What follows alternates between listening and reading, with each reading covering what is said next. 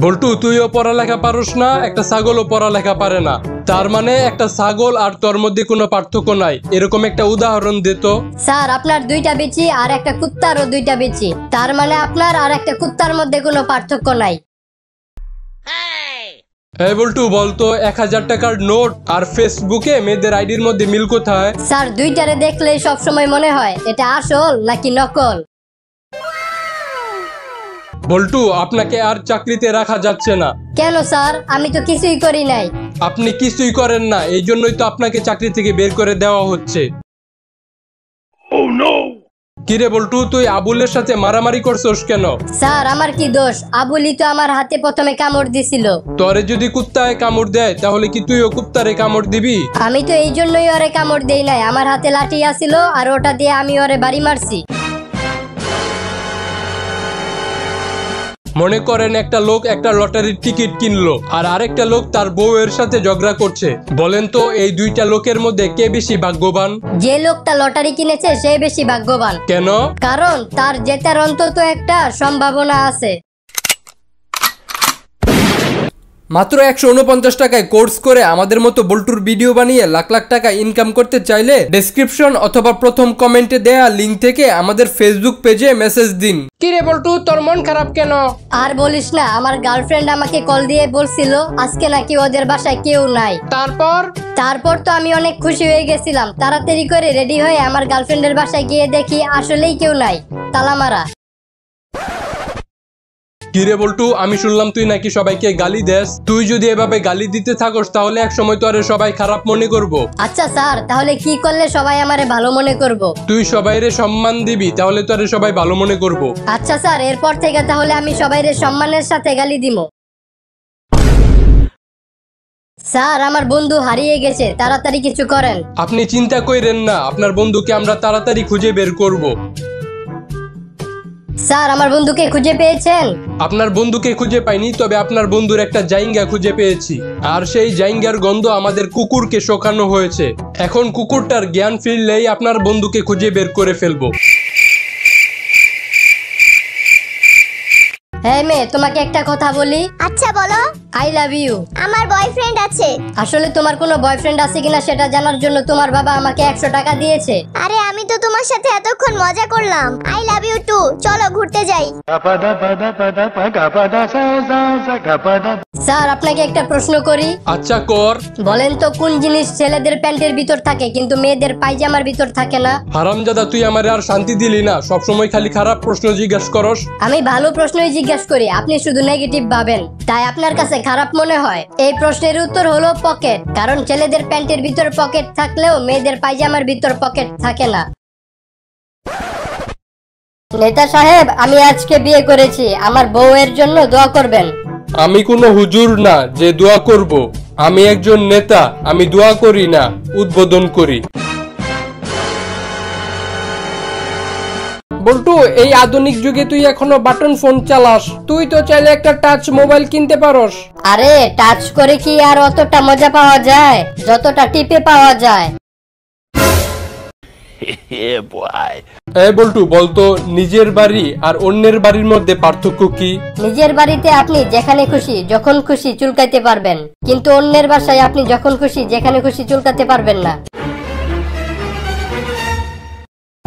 কিরে বল্টু, কই যাইতাছর? আমার গার্লফ্রেন্ডের সাথে দেখা করতে যাইতাছি।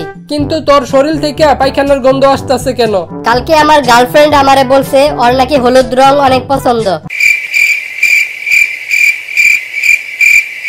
বল্টু, বলতো কিভাবে আমরা বাতাস বিক্রি করতে পারি? চিপসের কোম্পানি খুলে। মানে? একটা 10 টাকার চিপসের প্যাকেটে 3 টাকার চিপস আর 7 টাকার বাতাস থাকে, আর এভাবে আমরা বাতাস বিক্রি করতে পারি। আপনার ছেলেকে কিডন্যাপ করা হয়েছে, তাড়াতাড়ি করে 1 কোটি টাকা পাঠিয়ে দেন। তুই যে আমার ছেলেকে কিডন্যাপ করেছিস এটার প্রমাণ কি? আপনার ছেলের একটা আঙ্গুল কেটে আপনার কাছে পাঠাইতাছি। আঙ্গুল তো সবারই আছে, তুই এক কাজ কর, মাথা কেটে পাঠা। বল্টু, বলতো লুঙ্গির মধ্যে চেইন থাকে না কেন? ধুর মিয়া, নিচে দিয়ে এত বড় ফোঁটা থাকতে আবার চেইন। বল্টু বলতো পুলিশ আর কুত্তার মধ্যে মিল কোথায়? এই দুইটারে দেখে যদি আপনি দৌড় দেন তাহলে আপনার খবর আছে। আচ্ছা বলুন তো, রবীন্দ্রনাথ কি কখনো ফুটবল খেলেছে? স্যার মনে হয় খেলছিল, কারণ তার একটা গান আমি শুনছিলাম, বল দাও মোরে বল দাও। থাক হয়েছে। তা ম্যাট্রিক পাস কতবার করেছেন? 3 বারে করছি স্যার। কি আপনি তো দেখি পড়ালেখায় অনেক কাঁচা। স্যার আমি কাঁচা না, আপনি মনে হয় একটা প্রবাদ বাক্য শোনেন নাই, failure is the pillar of success. What? না মানে সাকসেস। ও আচ্ছা তা ইন্টারমিডিয়েট? মানে 4 বারে করছি। কেন? স্যার 3 বারেই করে ফেলতাম, কিন্তু লাস্টের বছর পাশের হার ফেলের হারের চেয়ে কম আসছিল, তো তাই 10 জনে যেদিকে গেছে ওইদিকে আমিও গেছি। একটা প্রবাদ বাক্য আছে না, 10 মিলে করি কাজ, হারি জিতি নাহিলাজ। ওহো খুব ভালো। তা আপনার কোন বইটা সবচেয়ে পছন্দের? আমার বাপের ব্যাংকের চেক বই। ও বাহ ভালো। তা বলুন তো কোন পাখির পাখা আছে কিন্তু উড়তে পারে না? এটা ওই হলো, ও স্যার মরা পাখি, ডানা আছে কিন্তু উড়তে পারে না।